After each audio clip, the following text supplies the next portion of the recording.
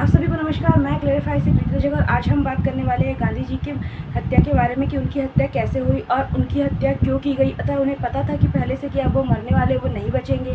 अतः इस बारे में आज हम क्लैरिफाई करने की कोशिश करेंगे और कई राज्यों से पर्दा उठाने की कोशिश करेंगे।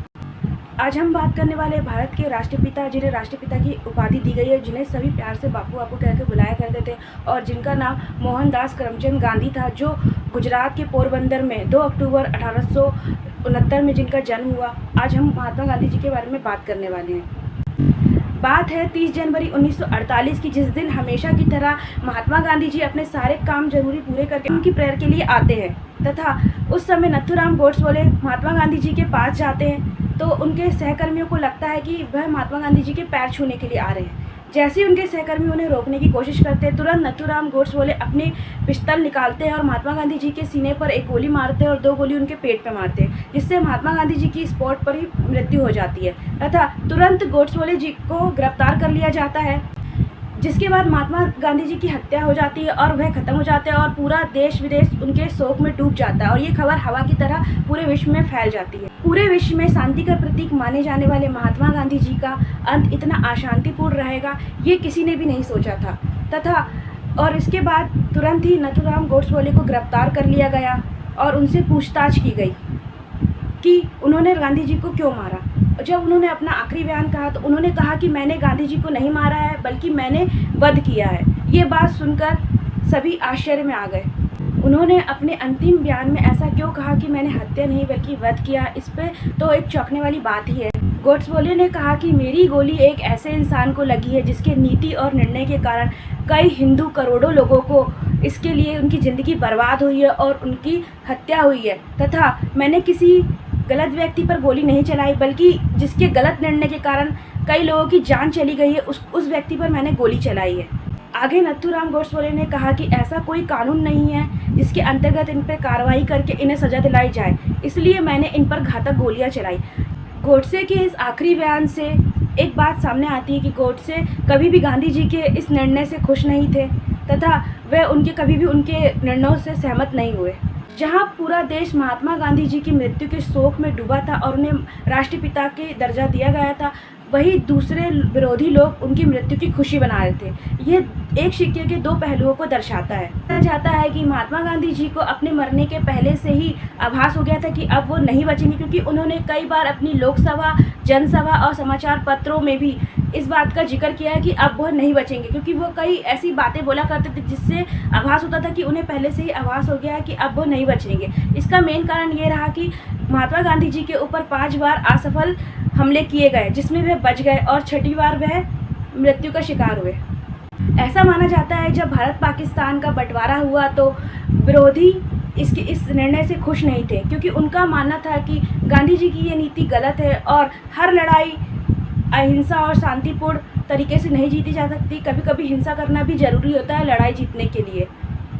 गांधी जी की हत्याएं नथुराम गोडसे एक हिंदू राष्ट्रीय सभा के समर्थक थे तथा एक कट्टर हिंदूवादी सभा से संबंध थे और बहुत ही कट्टर हिंदूवादी थे तथा जिनका संबंध हिंदूवादी राष्ट्रीय पार्टी से था, जो कि गांधी जी के निर्णय से सहमत नहीं। विरोधी पार्टी थी जिसने गांधी जी को पाकिस्तान के भुगतान के मुद्दे पर भारत को कमजोर बनाने के लिए जिम्मेदार माना था और उन पर विरोध जताया था। इसके लिए गांधी जी को मारने का निर्णय लिया गया और इनकी हत्या का षड्यंत्र रचा गया। बाद में इस हत्याकांड में जितने लोग शामिल थे सबको सजा दी गई और उन्हें फांसी भी दी गई। सबसे पहले गांधी जी पर 5 असफल हमले हुए। सबसे पहला हमला 25 जून 1934 को हुआ, जो असफल रहा। उसके बाद दूसरा हमला जुलाई 1944 में हुआ और तीसरा हमला सितंबर 1944 में हुआ और उसके बाद जून 1946 को चौथा हमला हुआ। ये चारों हमले असफल रहे। फिर 5वां हमला 20 जनवरी 1948 को हुआ, जिसके बाद से ही गांधी जी को आभास हो गया था कि अब वे नहीं बचेंगे। 5 हमले असफल रहे। फिर 6वां हमला 30 जनवरी 1948 को किया गया, जिसमें गांधी जी की मृत्यु होगी। आज हम इसी के बारे में बात कर रहे हैं। हमेशा की तरह महात्मा गांधी जी 30 जनवरी 1948 को सुबह 3:30 पर उठे। हमेशा की तरह उन्होंने प्रार्थना करी, फिर उसके बाद नींबू शहद पानी पीकर सो गए और फिर वह सवेरे उठे और अपनी दैनिक दिनचर्या में व्यस्त रहे। वहीं दूसरी तरफ पुरानी दिल्ली के रेलवे स्टेशन में 6 नंबर वेटिंग रूम में गांधी जी की हत्या की साजिश रची जा रही। जब नारायण आप्टे और विष्णु करकरे वहाँ पहुँचे तो नथुराम गोडसे जाग चुके थे तथा वहाँ पे ये प्लानिंग चल रही थी कि नथुराम गोडसे को कैसे गांधी जी के सामने भेजा जाए। तो डिसाइड हुआ कि नथुराम गोडसे को बुर्का पहनाकर गांधी जी के सामने भेजा जाए और बुर्का लेने के लिए गए। लेकिन बाद में नथुराम गोडसे ने मना कर दिया। उन्होंने कहा कि अगर मैं बुर्का पहन के वहाँ गया और वहाँ मेरी पिस्टल फंस गई बुरखे में तो मैं पकड़ा जाऊँगा और प्लान फिर से फेल हो जाएगा। और उन्होंने कहा कि अगर मैं पकड़ा गया बुरखे में तो जीवन भर मुझे ताने सुनने पड़ेंगे कि मैं बुर्का पहनकर गांधी जी की हत्या करने आया था। उसके बाद डिसाइड हुआ कि नथुराम गोडसे को कोट पहनाया जाए जिससे वह बिल्कुल सेलिब्रिटी की तरह लगेंगे और किसी को शक भी नहीं होगा और उनका काम सफल हो जाएगा। अतः फिर कोट बनवाया गया और नथुराम गोडसे के लिए कोट लाया गया। उस सबसे पहले नथुराम गोडसे ने अपनी इच्छा जाहिर की। उन्होंने कहा उन्हें मूंगफली पसंद है तो उन्हें मूंगफली ला के दी जाए, क्योंकि वो सबसे पहले वो मूंगफली खाना चाहते हैं। तो उनके साथी उनके लिए मूंगफली लेने गए और उन्हें मूंगफली खिलाए और उसके खाने के बाद वह वहाँ से निकले। और शाम का वक्त था जब नथुराम गोडसे एक खाकी कोट में पहनकर वहाँ से निकले तथा गांधी जी को आने में थोड़ा वक्त लग गया सारे कार्यकाल निपटाने में। तथा जैसे ही महात्मा गांधी जी अपनी बिरला हाउस से अपनी कार्यकाल ख़त्म करके सारे काम निपटा कर लोकसभा के लिए प्रेयर करने के लिए निकलते हैं तो वैसे ही वहाँ वो पहुँचते हैं प्रेयर करने के लिए। तो नथुराम गोडसे सामने से आते हैं तो उनके सहकर्मी को लगता है कि ये उनके पैर छूने के लिए जा रहे हैं। तो उनकी भतीजी आभा उन्हें रोकती है। अतः जैसे ही उनकी भतीजी आभा उन्हें रोकती है तो नथुराम गोडसे आभा को धक्का मार के गिरा देते हैं और अपनी पिस्टल निकालते हैं और पहली गोली महात्मा गांधी जी के सीने पे मारते हैं और 2 गोलियां उनके पेट पे मार देते हैं। अतः उसके बाद वहाँ पे अफरा तफरी मच जाती है और गांधी जी ज़मीन पर गिर जाते हैं और उनके मुंह से आखिरी शब्द निकलते हैं, हे राम।